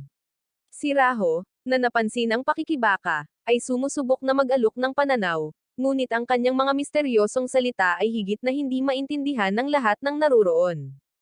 Si Claude na nag-iisip sa sitwasyon, ay napagtanto na ang kahirapan na ito ay malamang na nagmumula sa katotohanan na kalahati lamang ng katawan ng Bloodbreed ang naruroon, na ang puso nito ay kapansin-pansing wala. Habang pinagtatalunan ng koponan ang potensyal na kinaroroonan ng nawawalang kalahati, casual niyang binanggit na papunta na ang kanyang junior na disipulo. Samantala, binisita ni Blake ang mga puntod ng kanyang mga magulang, naghahanap ng aliw at mga sagot sa kaguluhan sa loob niya. Doon, hinarap niya ang hari ng kawalan ng pag-asa, ipinahayag ang kanyang pagkabigo at galit sa kasalukuyang sitwasyon. Nangangatuwiran si Blake na bagamat pumayag siyang gamitin ng hari ang kanyang katawan bilang isang sisidlan, hayagang ipinagbawal niya itong isangkat si Wayne sa kanyang mga pakana. Ang hari, gayunpaman, ay tinanggihan ang mga protesta ni Blake nang may malamig na pagwawalang bahala at sinasabing ang mga aksyon ni Wayne ay siya lamang ang pumili. Dahil malinaw, libangan lang ng lalaking ito ang pag-gaslight. Habang si Blake ay desperadong sinusubukang igiit muli ang kontrol, ang King of Despair ay nakakuha ng ganap na kontrol sa kanyang katawan, na iniwan si Blake na walang kapangyarihan at puno ng kawalan ng pag-asa at panghihinayang. Inihayag ni Raho sa grupo na ang kanyang bagong disipulo ay walang iba kundi ang karapat-dapat na tagapagmana ng sangay ng Shino ng prestihiyosong Big Dipper-style blood technique. Binibigyang diin niya na habang kinakatawan ni Xander ang sangay ng Katsuchi, ang dalawang sangay ay orihinal na bahagi ng isang pinag-isang estilo bago maghiwalay. Nagrereklamo siya tungkol sa pangangailangan ng paghihiwalay na ito, na iniuugnay ito sa kung ano ang kanyang nakikita bilang kakulangan ng dedikasyon ni Xander sa craft. Ipinahayag niya na kung naging mas malakas at mas disiplinado si Xander, hindi na kailangang paghiwalayin ang dalawang sangay noong una. Ngunit kung siya ay gumugol ng mas kaunting oras sa paghabol ng mga babae at mas maraming oras sa kanyang kakayahan, ang mga bagay ay magiging mas mahusay. Si Xander, na malinaw na nagalit sa pamumuna, ay sumagot sa pamamagitan ng pangangatwiran na ang pagiging komplikado ng pagmaster ng parehong mga sangay ng sabay-sabay ay higit pa sa makatwirang makamit ng sinumang tao. Mabilis na uminit ang kanilang palitan habang sinasabi nila ang kanilang magkakaibang pananaw sa isyu, na nakakakuha ng atensyon ng natitirang bahagi ng koponan. Habang nagbubukas ang kanilang matinding pag-uusap, biglang nalaman ng grupo ang presensya ng pinakamataas na kalahati ng Bloodbreed, at sa kanilang sama-samang takot, nagiging maliwanag na ang nakakagulat na itaas na bahagi ng nilalang ay sumanib sa harapang bahagi ng isang paparating na eroplano. Ang nakakagambalang tanawin ay nagiiwan sa koponan na naalarma at nalilito, na nagpupumilit na maunawaan ang mga implikasyon ng kasalukuyang kalagayan ng Bloodbreed. Nakadagdag sa kalituhan ay ang paghahayag na ang sasakyang panghimpapawid ay pinapilot ng walang iba kundi ang bagong ipinakilalang disipulo ni Raho. Napakababa ng kanyang recruiting standards, ginagawa nilang klase ang dating pool ni Xander. Ang nakapangangilabot na panunood sa paparating na eroplano ay nagtatakda sa koponan sa gilid, kung saan ang lahat ay naghahanda para sa tila isang hindi maiiwasang sakuna. Habang papalapit ang eroplano sa lungsod, biglang sumulpat ang isang napakalaking nilalang, marahas na inatake ang sasakyang panghimpapawid at ginawa itong wasak sa kalagitnaan ng paglipad. Ang nagreresultang mga debris ay dumadagandong patungo sa lupa sa isang maapoy na kaskad ng pagkawasak. Kung paanong ang sitwasyon ay nagpapakita na kakilakilabot, dumating sina Dog Hummer at Deldrew Brody sa dramatikong paraan, na humarang sa bumabagsak na mga wreckage na may malupit na puwersa. Gamit ang kanilang pinagsamang lakas, kinuha nila ang front section ng eroplano at hinampas ito sa isang kalapit na gusali, na nagpapatatag sa sitwasyon sa gitna ng kaguluhan. Slam ang operative word dito, dahil ang pagsasaayos ay malinaw na hindi bahagi ng kanilang training manual. Ang eksena ay isa sa halos hindi napigil ang pagkawasak, na nag-iiwan sa grupo na humanga sa lakas na kapangyarihan na ipinakita ni Dog at Deldrew. Sa pagkilala sa pagkaapurahan ng sitwasyon, agad na kumilos sina Claude, Xander, at Leo, nagmamadaling harapin ang Bloodbreed bago pa ito makapagdulot ng higit pang pagkawasak. Si Leo, na umaasa sa kapangyarihan ng kanyang mga mata, ay sinubukang alisan ng takip ang buong pangalan ng Bloodbreed. Pagkatapos ng isang tensyonado na sandali ng pagtutok at konsentrasyon, sa wakas ay nagtagumpay siya sa pagtukoy ng tunay na pangalan ng nilalang at kaagad na ipinadala ang impormasyon kay Claude. Samantala, sina Dog at Deldro, na nagpapakita ng kanilang karaniwang mga pamamaraan na hindi karaniwan, hinawakan si Leo at tumalon kasama niya sa gusali. Habang mabilis silang bumababa, nalaman ni Leo ang isang kakaiba at nagniningning na liwanag na nagmumula sa ibaba. Lalong tumindi ang liwanag at biglang sumabog, na nag-iiwan kay Leo na nabalisa at labis na nabalisa sa mahiwagang fenomenon. Habang muling nagsasama-sama ang koponan, kinuha ni Xander ang kanyang sarili na tulungan ang bagong disipulo ni Raho, at sa kanyang sorpresa, ang huli ay lumabas mula sa pagkawasak ng eroplano na ganap na hindi nasaktan. Ipinakilala ng bagong disipulo ang kanyang sarili bilang si Zion, at ang kanyang hitsura ay nag-iwan kay Xander ng sandaling hindi makapagsalita. Ang paghahayag na si Zion ay isang kalahating tao, kalahating isda na hybrid ay nagpapadala sa kanya sa hindi mapigilan na pagtawa, na natagpuan ang buong sitwasyon na lubos na walang katotohanan. Si Zion, gayunpaman, ay malayo sa pagkatuwa at tinitingnan ang kanyang reaksyon bilang isang insulto sa kanyang dignidad. Sa kabila ng nakakagulat na pagpapakilalang ito, nagiging malinaw na sina Xander at Zion ay may mahalagang koneksyon, at pareho silang mga disipulo ni Raho. Isang koneksyon ang malinaw na pinagsisisihan ni Zion sa bawat himaymay ng kanyang malansa na pagkatao.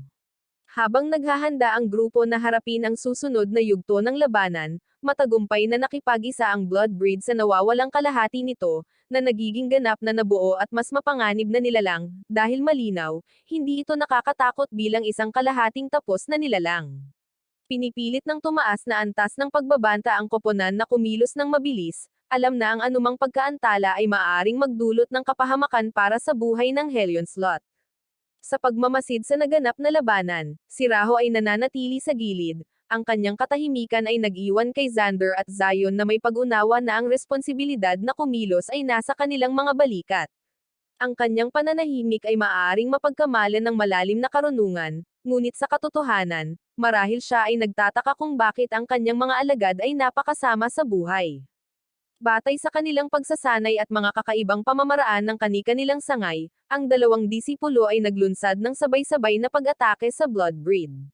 Ang kanilang sabay-sabay na pag-atake ay halos kasing synchronized ng dalawang lasing na tiyuhin na sumasayaw sa isang kasal, ngunit sa paanuman ay gumana ito.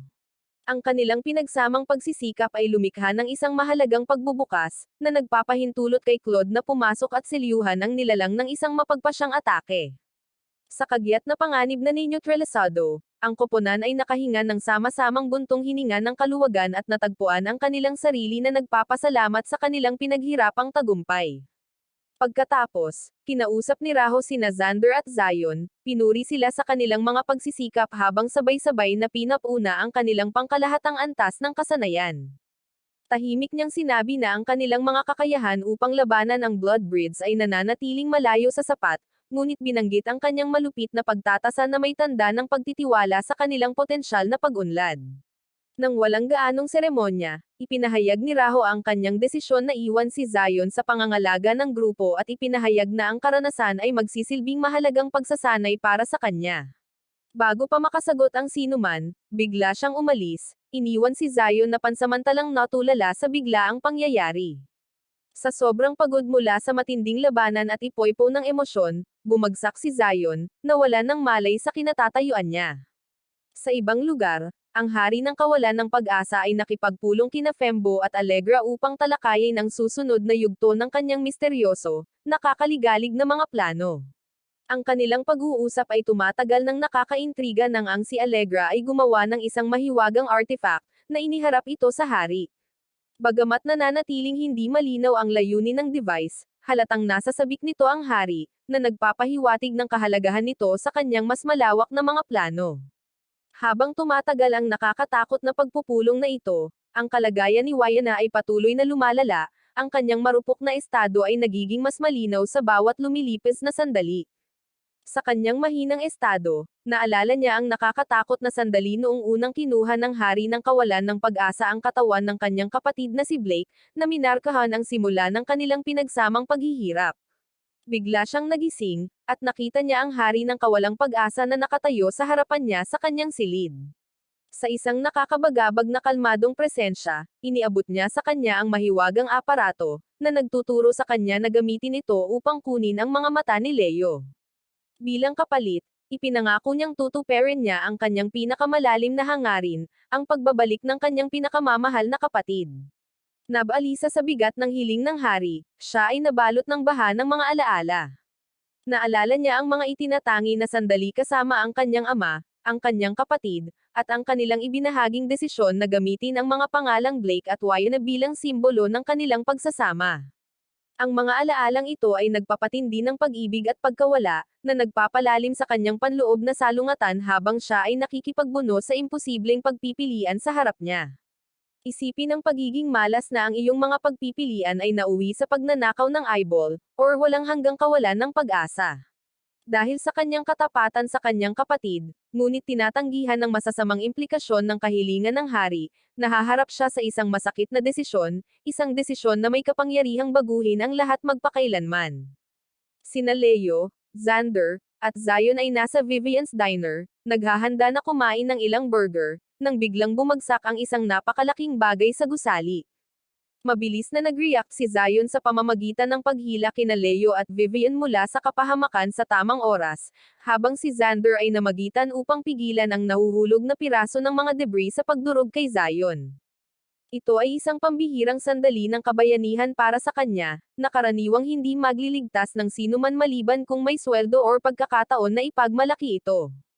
Dahil sa pagod ngunit hindi nasaktan, pinagalitan niya si Zion dahil sa gulo, para lamang sa hindi inaasahang pasasalamat ni Zion sa kanyang pagliligtas sa kanyang buhay.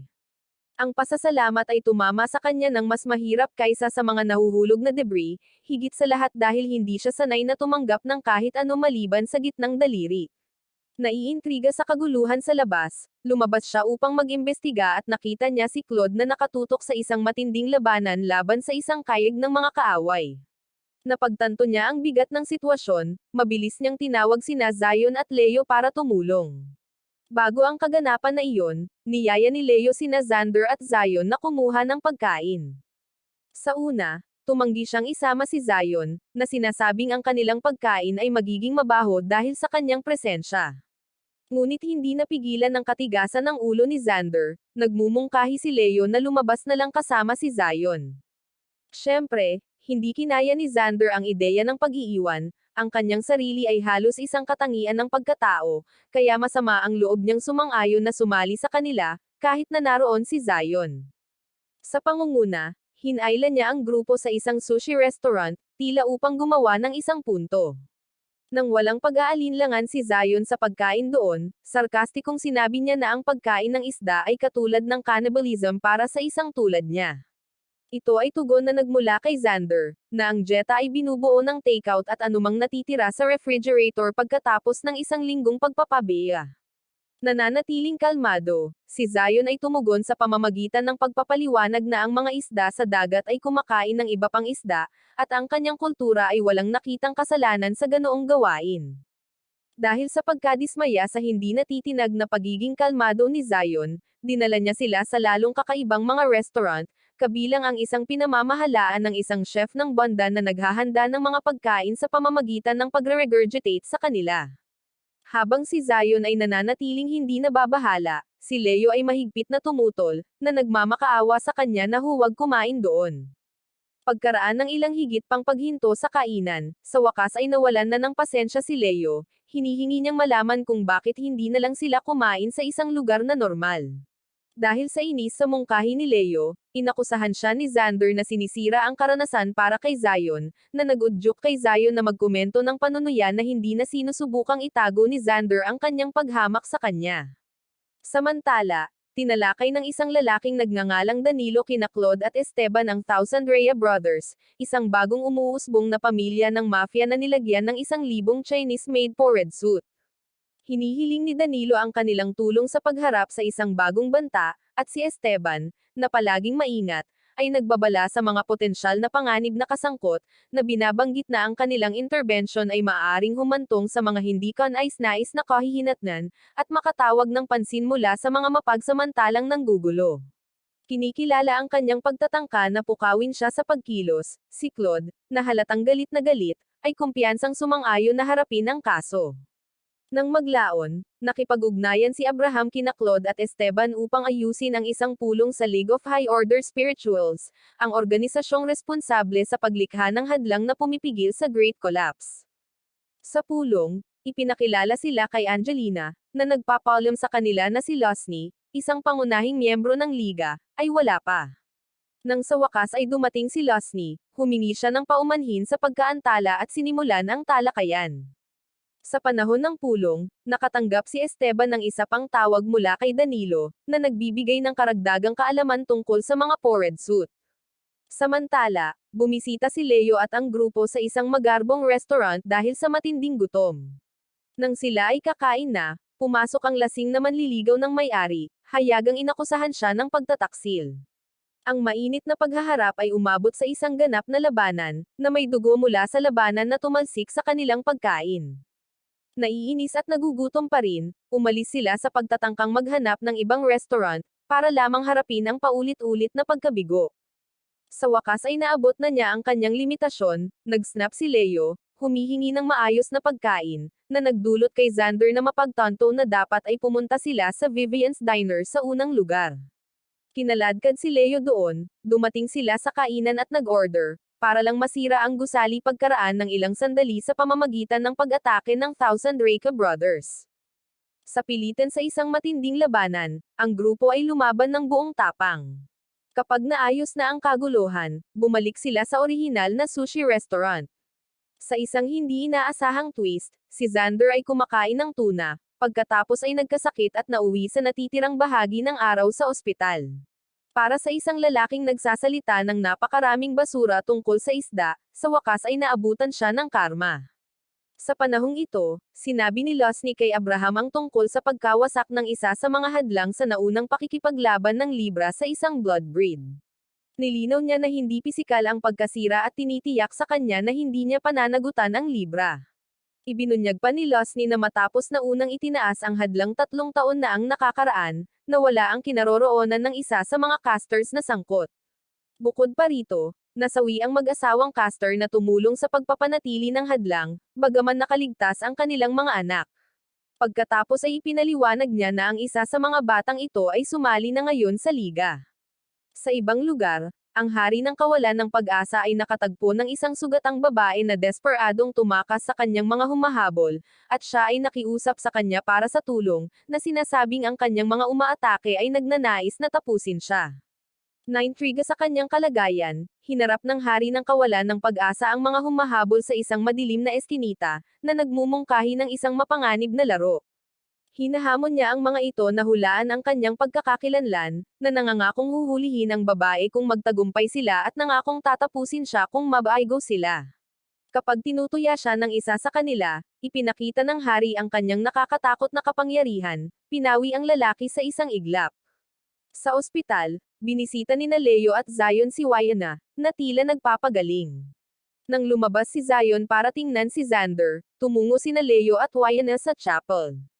Sa pagmamasid sa kanyang hindi pangkaraniwang kilos, sinabi niya na bihira siyang bumisita sa gayong mga lugar. Ipinaliwanag ni Wayana na napipilitan siyang manalangin at mahinang idinagdag na para ito sa kapakanan niya.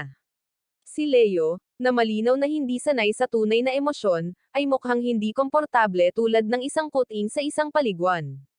Ang kanilang tahimik na sandali ay biglang naputol ng pagdating ng hari ng kawalan ng pag-asa. Ibinasura ang paliwanag ni Wayana bilang mapanlinlang, inakusahan niya siya ng paghahanap ng kaligtasan para sa kanyang sarili, alam na ito ay walang saysay. Bumaling kay Leo, hindi inaasahang hiniling niya sa kanya ang kanyang makajos na mga mata, na iniwan siyang lubos na natigilan sa kanyang nakakabigla na kahilingan. Sinasalamin ni Wayana ang kanyang pagkabata kasama ang kanyang mga magulang, sina Benjamin at Yena. Sa kabila ng pagiging ipinanganak sa isang pamilya ng mga casters, natagpuan niya ang kanyang sarili na walang anumang psychic powers, hindi katulad ng kanyang kambal na kapatid na si Blake, na ang mga kakayahan ay tila sapat na malakas para sa kanilang dalawa na pinagsama.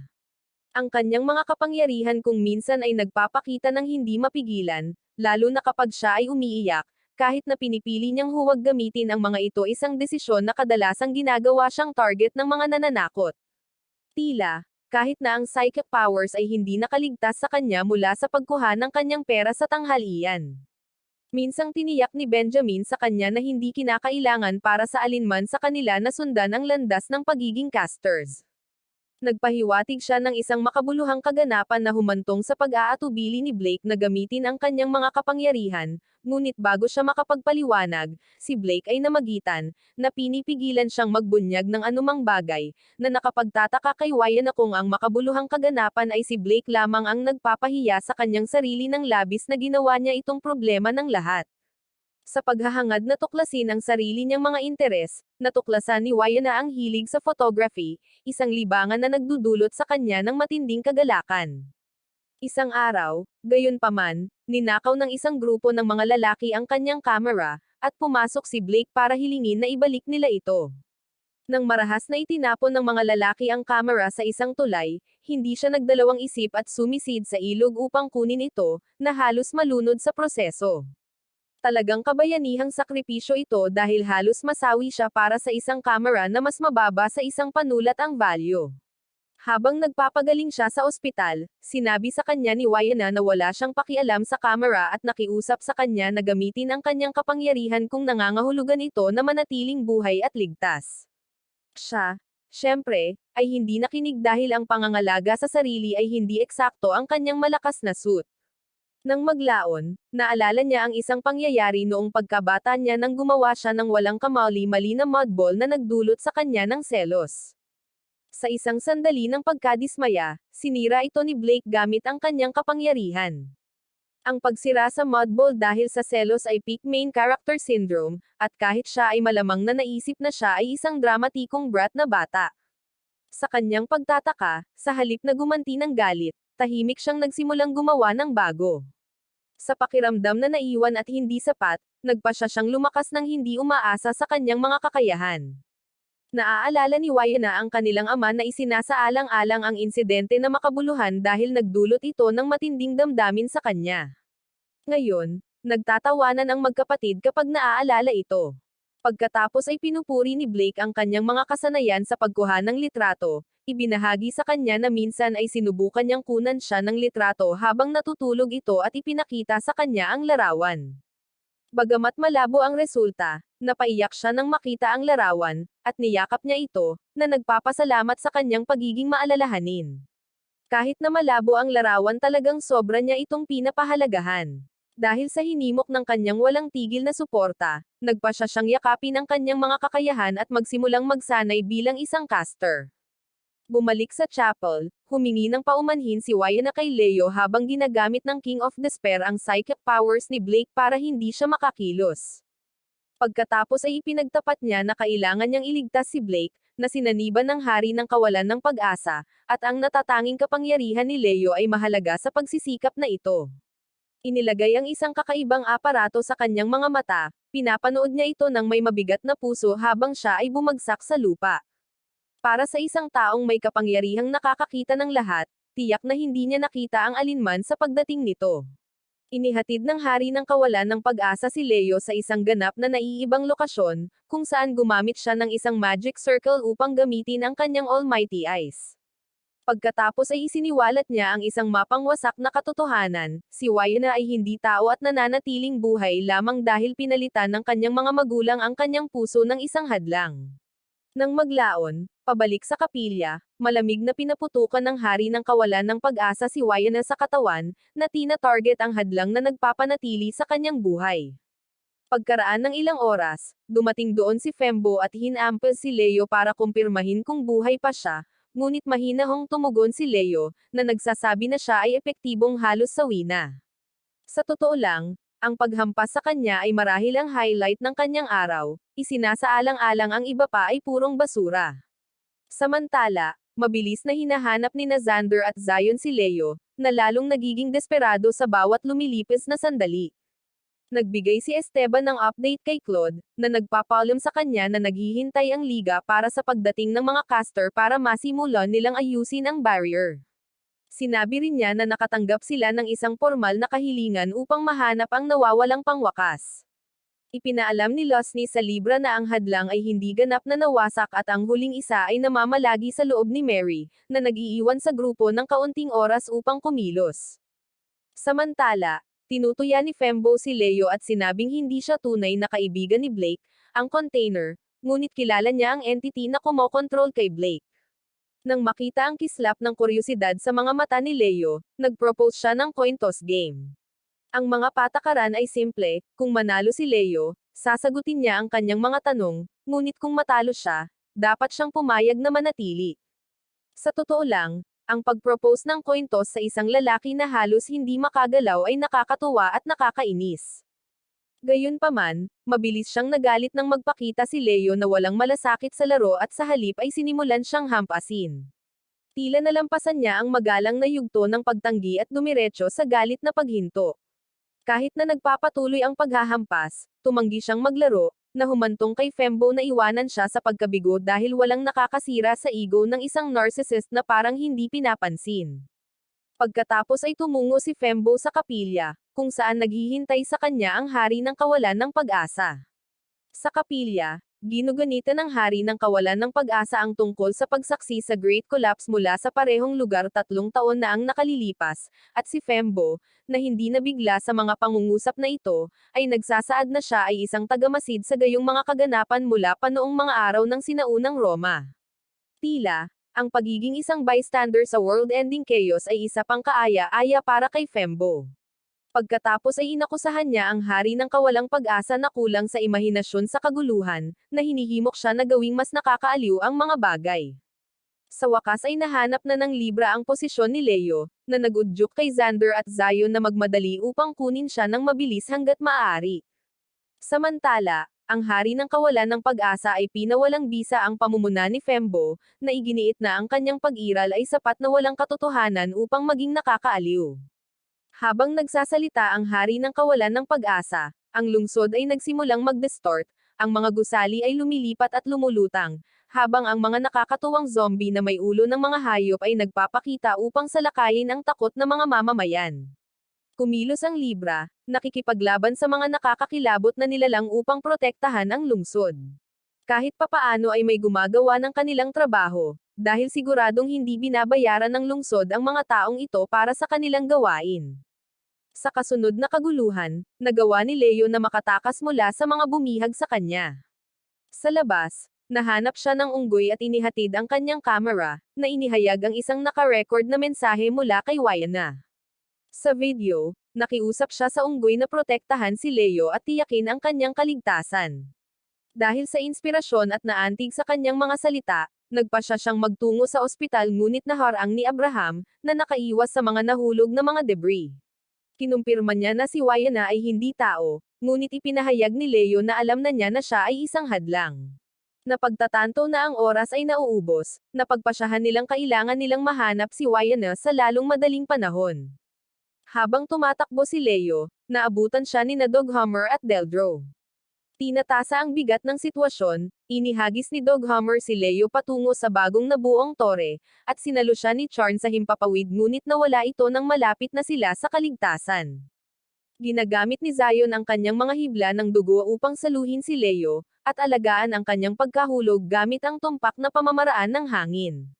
Malamang naiisipin niyang sumulat sa kanya ng isang tala ng pasasalamat, ngunit pagkatapos ay napagtanto na kailangan niya munang maghanap ng lakas para magmalasakit. Samantala, narating ni Claude ang tuktok ng tore at hinarap ang hari ng kawalan ng pag-asa.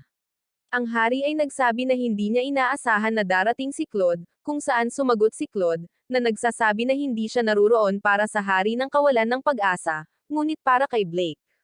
Hinayaan niya siya na gumawa ng heroic entrance at nagsasalita na parang nagal lecture siya. Bago kumilos si Claude, ang King of Despair, gamit ang psychic powers ni Blake, ay nasugatan ang sarili at idineklara ang paghaharap na isang laro, at nang ahas si Claude na protektahan siya mula sa pananakit sa sarili. Para siyang nag-audition para sa pinaka-nakakainis na kontrabida, at tila bagay siya dito. Si Leo ay tinulungan ni Esteban at patuloy na nagtutulak sa kaguluhan habang inaalis nila ang mga zombie na humaharang sa kanyang dinadaanan. Nagsimulang pumutok ang isang mata ni Leo, dahilan para matarante siya habang nagtatanong kung maaari ba siyang magpatuloy sa isang mata lang na gumagana.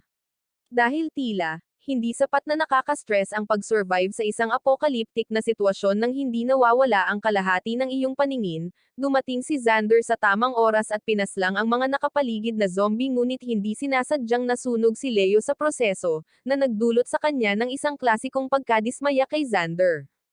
Iniligtas niya siya pero sinisira ito sa parehong pagkilos.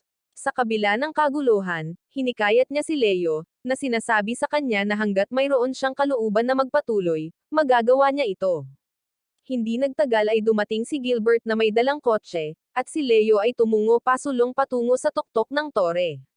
Sa summit, nilabanan ni Claude ang hari ng kawalan ng pag-asa, ngunit ang huli ay mabilis na nagtagumpay sa kanilang paghaharap. Inihayag ng hari ng kawalang pag-asa na hindi niya pinili si Blake bilang kanyang host, ngunit sa halip ay tinanggap siya, na binanggit ang parehong determinasyon sa mga mata ni Blake tulad ng nakikita niya kay Claude. Dahil walang sumisigaw ng dramatikong kontrabida tulad ng pag-psychoanalyze sa iyong kalaban sa kalagitnaan ng laban. Tiwala na kahit sa kasawian, ang kanyang susunod na sarili ay muling bubuhayin, ang hari ng kawalan ng pag-asa ay pinaglalaroan si Claude, na sinusubukan ang kanyang pagpapasya. Sa kabutihang palad, sa wakas ay dumating si Leo, na nagpapahayag na ang gayong loika ay isang hindi wastong dahilan para sa isang tao na masawi. Kapag kinukutya siya ng hari ng kawalang pag-asa, na nagmumungkahi na si Leo ay maaaring tapusin siya sa kanyang nakikitang mga mata, inamin niya na hindi niya alam ang tamang pagpipilian ngunit nagpasya siyang patuloy na maghanap ng sagot. Gamit ang kanyang kapangyarihan, tumingin siya sa loob at nakita si Blake na nakulong sa loob, na umamin sa kanyang takot na masawi. Sumigaw si Leo kay Wayne, hinihimok siyang pigilan ang hatak ng liwanag at huwag sumuko. Ilang sandali pa, binuksan niya ang kanyang mga mata at nakita niya sina Blake at Leo sa harap niya. Tiniyak siya ni Leo, kinikilala ang kanyang tunay na kalikasan bilang isang hadlang at kinikilala ang malalim na pagnanais ni Blake na mabuhay. Ipinangako niya sa kanya na kung natatakot siya sa liwanag, gagabayan siya nito pabalik ng maraming beses hanggat kailangan niya. Ang kanyang guiding light na pananalita ay kahanga-hanga, dahil siya ay literal na nanghihina. Nang may hindi matitinag na determinasyon, hinidbat niya ang hari ng kawalan ng pag-asa, inactivate ang kanyang mga mata upang ibahagi ang kanyang paningin. Sa labis na pagkabigla sa paningin kay Wayne, ang hari ng kawalan ng pag-asa ay nawalan ng pag-asa, at ilang sandali pa, nagkamalay si Blake. Naliligalig si Blake, inamin na natatakot siya sa mundong wala si Wayne, ngunit malumanay niyang ipinaalala sa kanya na magpapatuloy ang mundo kahit nawala siya at hinihimok siyang mabuhay. Si Blake, na nadaig sa emosyon, niyakap siya ng mahigpit at ginamit ang huling lakas nito para patatagin siya habang sabay na lumilikha ng bagong hadlang. Sa paggawa nito, naglalaho si Wayne. Nang maglaon, binati ni Claude si Leo, na ipinahayag ang kanyang pagmamalaki at kinikilala na ang mga aksyon ni Leo sa huli ay nagligtas sa kanilang lahat.